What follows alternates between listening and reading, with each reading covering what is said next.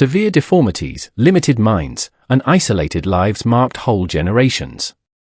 Generations of closed blood transmitted cruel diseases, creating the most degenerate families through incest. For decades, a dark reality remained hidden in the bowels of rural America. Practically forgotten by the rest of the world, a community lived in the remote mountains of the Appalachia region, specifically in the far west of Virginia. When the Great Depression still punished the country in 1937, mountainous regions like this one remained isolated not just geographically, but also culturally and socially. Around 1850, the Callaway family settled in this region when Jeremiah Callaway, a farmer from Pennsylvania, acquired cheap and unexplored lands. The family grew over the decades, but their contact with the outside world decreased dramatically. A natural distrust of outsiders, combined with the lack of suitable roads, turned the Callaways into a virtually self-sufficient community. In 1937, the first significant contact of this family with the outside world occurred when a rural doctor named Dr. Elliot Montgomery, who ran the isolated communities offering basic care, came across a disturbing reality. "What I saw that day, I will never forget," reported Dr. Montgomery in his medical diary, later donated to the University of Richmond. Obvious malformations in children, adults with distinctly similar facial characteristics, and an alarming prevalence of cognitive deficiencies. Only rediscovered in 1973, Dr. Montgomery's records revealed that among the approximately 42 Callaway family members inhabiting that mountainous region, at least 23 showed visible signs of genetic problems. Documented among the conditions were extra fingers, polydactyly, abnormal skull development, severe strabismus, and varying degrees of intellectual impairment. The doctor noticed something even more disturbing: the family tree of the family. As he was able to rebuild it through conversations with the most articulated clan members, he found that marriages between first-degree cousins were common, and there were even cases of union between uncle and niece, as well as half-siblings who formed couples. This was not just a geographically isolated family. It was a lineage that for generations had closed in on itself, intensifying harmful recessive genes. Of 3 Callaway children aged 6 to 12, Dr. Montgomery described one of the most striking images.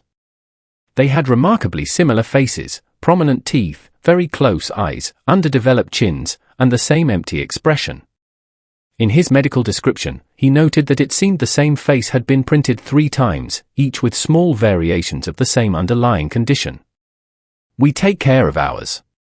The outside world doesn't understand our customs," explained the family patriarch at that time, Obadiah Callaway, a 67-year-old man who surprisingly had no obvious physical deformities. "Here, we keep our blood pure. Check it out if you are already subscribed to this channel."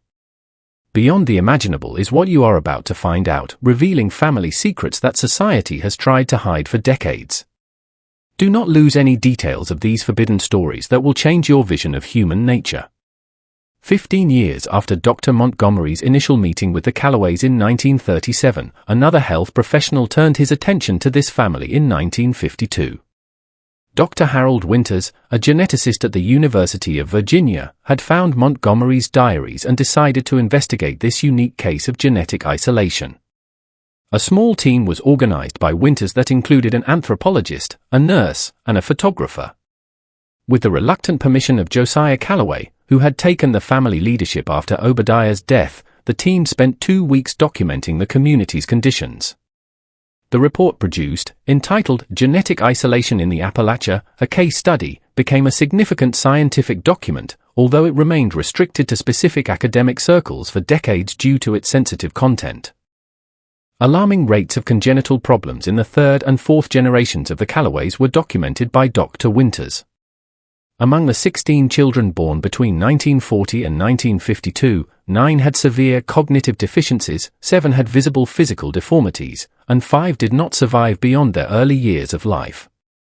The devastating effects of homozygosis for harmful recessive genes is what we are witnessing, Winters wrote in his report. When close individuals have children, the probability increases dramatically that both carry the same recessive deleterious gene.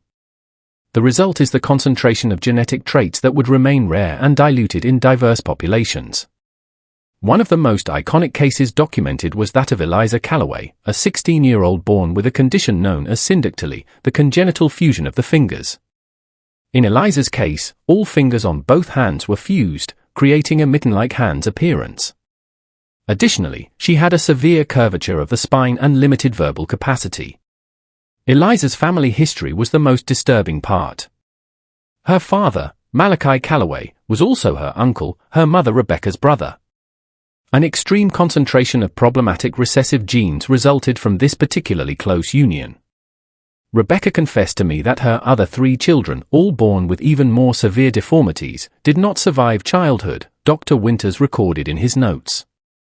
She attributes these deaths to divine will, but genetic causes are arguably the real cause. The research also revealed that the family had developed their own explanations for the conditions afflicting many of its members. They did not attribute the deformities and deficiencies to close kinship, but to a mixture of local superstitions and peculiar religious interpretations. When a pregnant woman is frightened by a wild animal, the child can be born marked, Jebidiah Calloway, one of the family's elders, explained to the teen's anthropologist. This is how it has worked since ancient times. This denial of the true cause allowed intra-family marriage patterns to continue for generations, perpetuating the cycle of genetic problems. While Dr. Winters documented the scientific aspect, the teen's anthropologist, Dr. Raymond Parker, focused on the social context that allowed such genetic isolation to persist for so long. The Calloway isolation is not only physical but also ideological, Parker wrote. They developed a system of beliefs that values family blood above all, seeing any external marriage as an unwanted dilution of their lineage.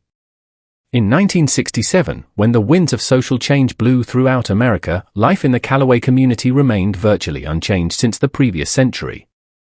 It was this year that a young, newly graduated, an idealistic social worker named Martha Jenkins was assigned to evaluate the conditions of isolated families in the Appalachians as part of a federal program to combat rural poverty. A rare glimpse into the daily life of this family marked by consanguinity was provided by Jenkins, who meticulously documented her observations in official reports and her personal diary.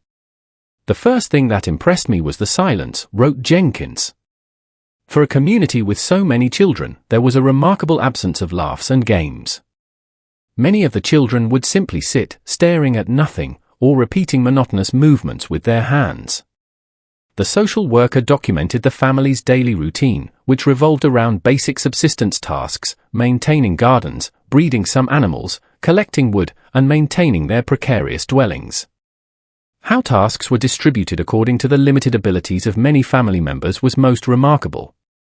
Ezekiel Calloway, a 40-year-old man with severe cognitive impairment, spends his days carrying stream water to the homes, reported Jenkins.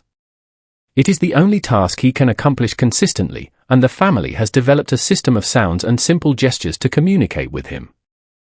Rigid family hierarchies structured social life within the community. The patriarch at that time, Josiah Calloway, then 72, made all significant decisions, from marriage arrangements to internal disputes. His word was final and undeniable. One of the most disturbing aspects documented by Jenkins was the practice of promising children for future weddings, often between cousins or even uncles and nieces.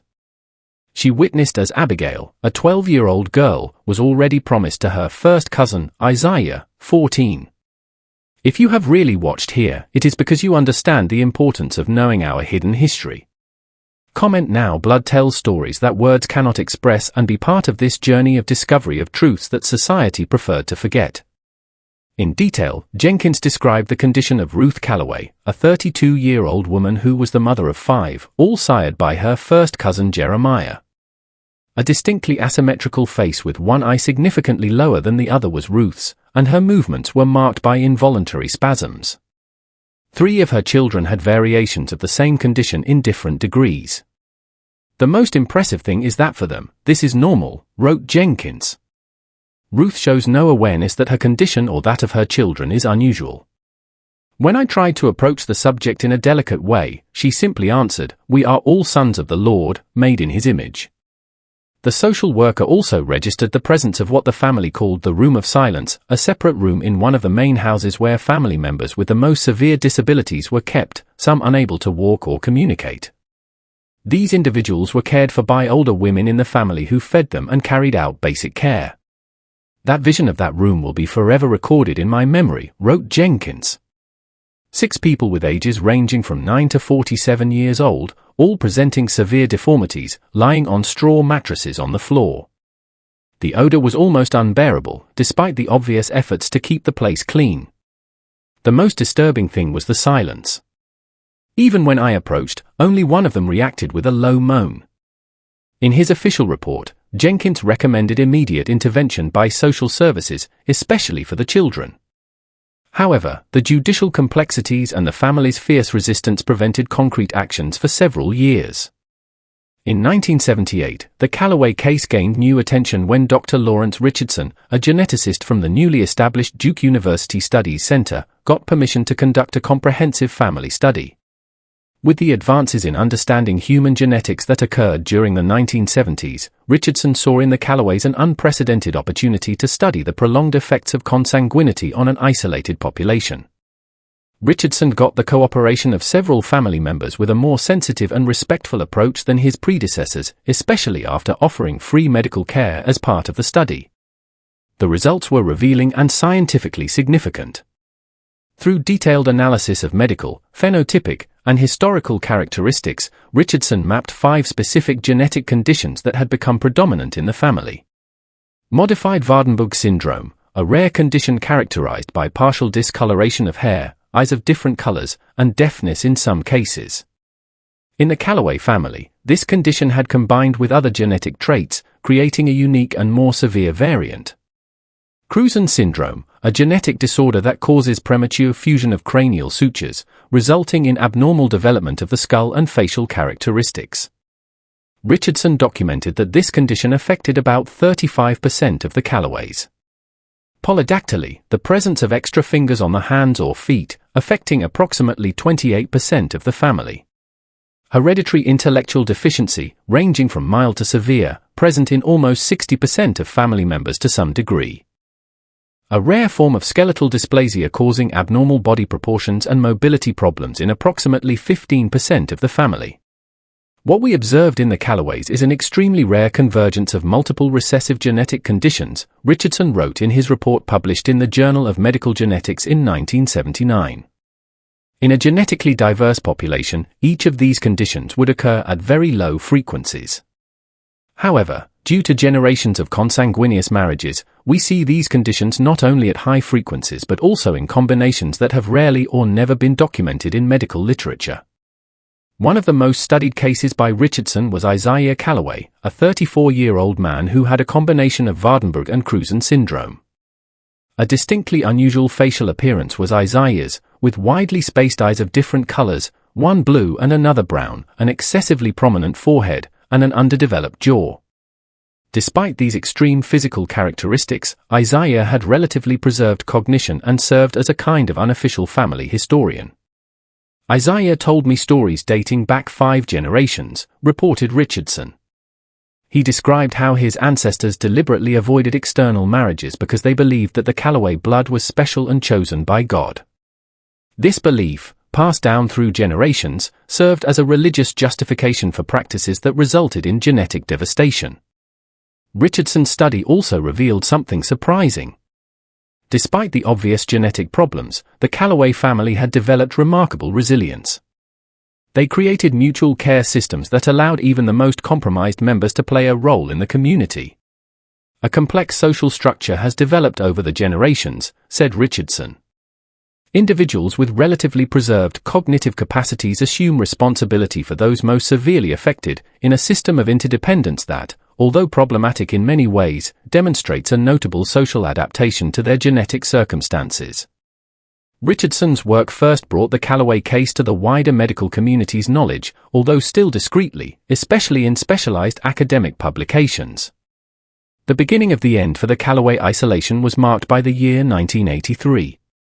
A combination of factors, including the construction of new roads in the region, the growing presence of rural social services, and an investigative report published in the Charleston Gazette, finally brought public attention to the family's situation. The report, entitled The Forgotten of the Mountains, included photographs with blurred faces of some family members and detailed the conditions in which they lived. The public response was immediate and forceful, with appeals for state intervention.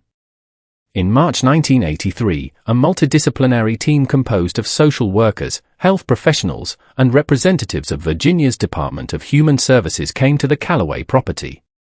A declining community is what they found.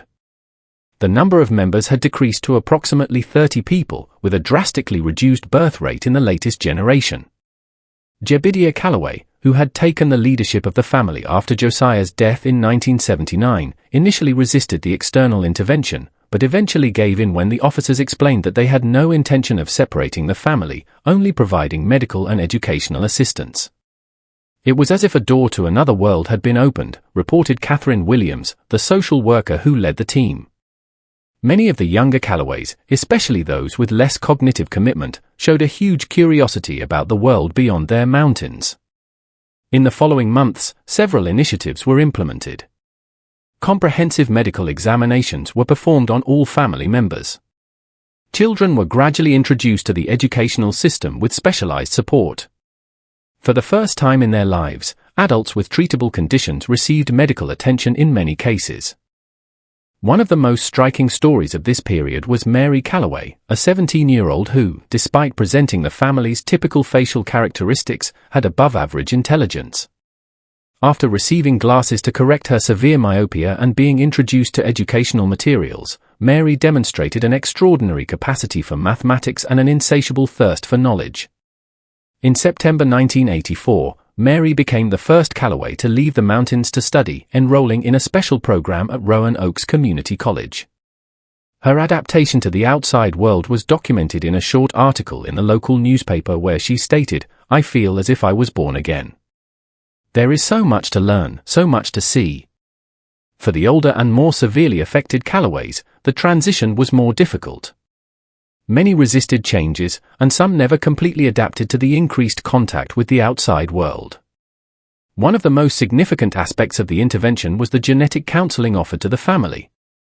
For the first time, they received clear explanations of how consanguineous marriages had contributed to the health problems they faced. For many, this revelation was deeply disturbing and challenged fundamental beliefs transmitted for generations. "If we had known, if anyone had told us, we thought we were doing God's will by keeping our blood pure," expressed Hannah Callaway, a 42-year-old woman who had given birth to 5 children with her first cousin. Only 2 survived beyond childhood, in an interview recorded for the project archives. 6 years after the initial intervention, a follow-up assessment in 1989 revealed profound changes in the Callaway community. The original property now housed only 18 family members, especially the elders and those with conditions that made integration into wider society difficult. Younger members of the family had dispersed, some studying, others working in nearby cities. Most significantly, there were no new cases of consanguineous marriage, and the few children born during this period were the result of unions with people from outside the family. Dr. Richardson, who continued to accompany the family over these years, published a final article on the Callaways in 1991 entitled "Interruption of a Consanguineous Cycle, Social Interventions and Genetic Results." In it, he noted, "The case of the Callaways represents both a human tragedy and an opportunity for learning." Generations of isolation and intrafamily marriages created a microcosm of genetic pathologies that we will probably not see again on this scale. More important, however, is that this cycle was finally interrupted, offering future generations a chance to escape the genetic destiny that imprisoned their ancestors. With protected identities, medical records, genetic studies, and social documentation related to the Callaways have been preserved in academic archives, serving as an important case study for geneticists, anthropologists, and public health professionals. They remain a dark testimony to the consequences of extreme isolation and prolonged consanguinity. If you watched this far, it is because you like this story. Leave a comment saying "I watched here" so I can meet you and know who really likes the stories here on the channel. And don't forget to subscribe right now to receive more impactful stories like this. Real stories that reveal the darkest secrets and the most tragic destinies of families marked by consanguinity through generations. Leave your like and share this video with someone you know would be fascinated by these disturbing revelations about the human condition.